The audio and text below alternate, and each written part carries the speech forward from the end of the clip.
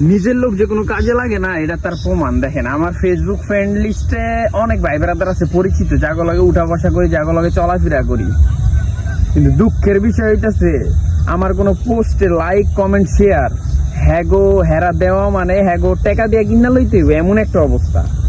অথচ দেখেন যারা অপরিচিত আপনারা আছেন, আপনাদের অসংখ্য ধন্যবাদ ভাই। আপনারা লাইক কমেন্ট করেন দেখে কিন্তু আমি পেজটা গ্রো করতে পারতেছি, সামনের দিকে আগানোর ইচ্ছা আসে। তো যা মনে হয় কি, অনেকে ভাবে যে পরিচিত লোকজন মনে হয় অনেক উপকারে আসে, ফেসবুকে ফ্রেন্ড সার্কেল বানাইলে ইনভাইট দিয়া তারপরে এই করে এই করে কত কি করে লাই। তা আসলে পরিচিত লোক যে কি উপকারে আসে, একটা পেজ খুলেন তাদের ফ্রেন্ড সার্কেল বানান, তাইলে আপনি বুঝতে পারবেন।